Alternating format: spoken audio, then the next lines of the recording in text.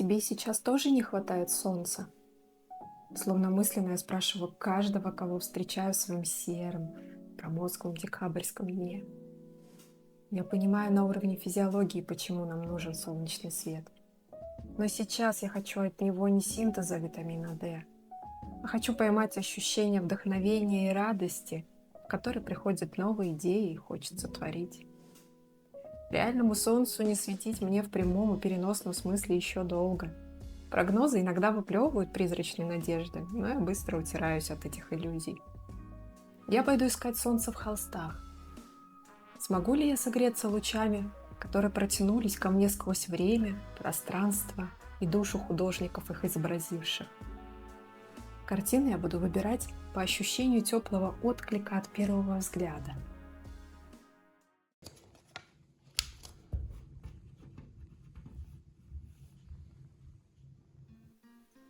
Эта картина Мунка оказалась первой.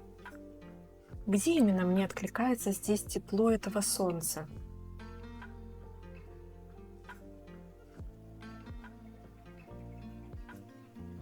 Когда я смотрю на эту картину, то погружаюсь в самый центр этого солнца.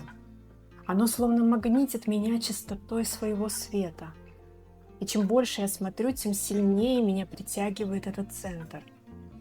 Я не чувствую тепла как такового, но я начинаю ощущать себя словно в мыльном пузыре, где все, что есть вокруг, остается за его пределами. Я словно оказалась в параллельном мире со своим солнцем внутри. Если снаружи погода изменится, а в этом пузыре ничего не поменяется. Здесь тепло не греет меня, оно меня защищает. Но что именно создает это ощущение защиты? Самое главное здесь свет.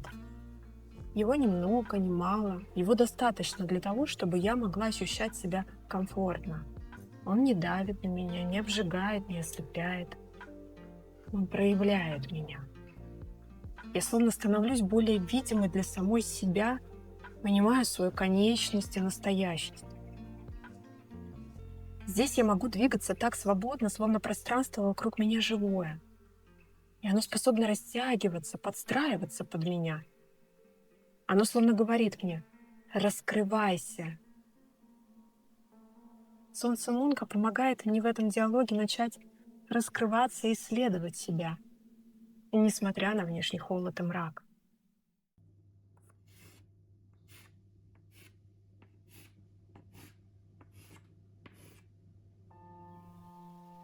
Блуждая дальше по виртуальной галерее, я перемещаюсь из мыльного пузыря в пустую комнату.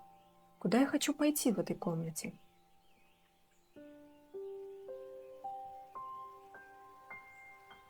Здесь так тихо.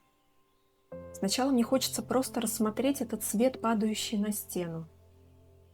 Но потом у меня возникает желание подойти к этой стене и опереться на нее спиной, посмотреть в это открытое окно.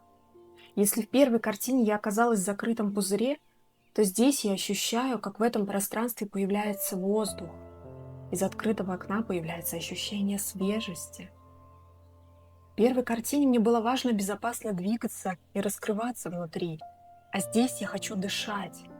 Дышать глубоко и медленно, словно смакуя вкус ветра, пытаясь уловить аромат растений за окном. Интересно, а что мешало мне дышать так же свободно до того, как я вошла в эту комнату? Окна. В моем сознании они были закрыты. Но не потому, что их кто-то закрыл, а потому что мне была нужна тотальная тишина. И чтобы ее получить, пришлось пожертвовать воздухом на время. Только так можно было услышать себя и раскрыться. Солнце Хоппера становится для меня воздухом. Оно помогает мне буквально почувствовать желание вдохнуть жизнь в мой новый день после периода долгой внутренней тишины.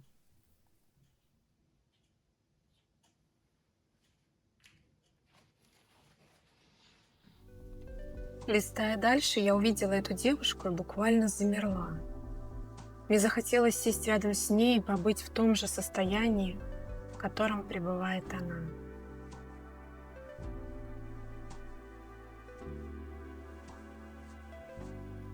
Она слепая, но сейчас это не имеет никакого значения. Если бы я оказалась рядом, я бы также подставила лицо солнцу и закрыла глаза. Здесь не нужно смотреть, здесь нужно ощущать. Ощущать, как солнце нагревает кожу, и местами это становится очень жарким. Ощущать, как воздух касается век, щек, губ. В этих ощущениях начинаешь расслабляться и входишь словно в медитативное состояние. А эта маленькая бабочка на ее подке словно говорит мне о том, что яркость мира сейчас не так важна.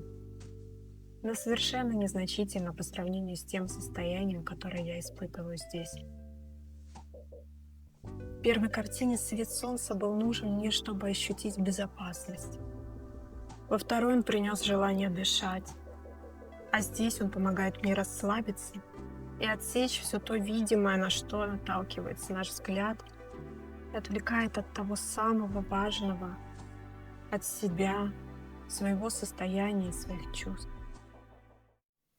В процессе этого диалога с картинами я позволила себе прожить разные ощущения.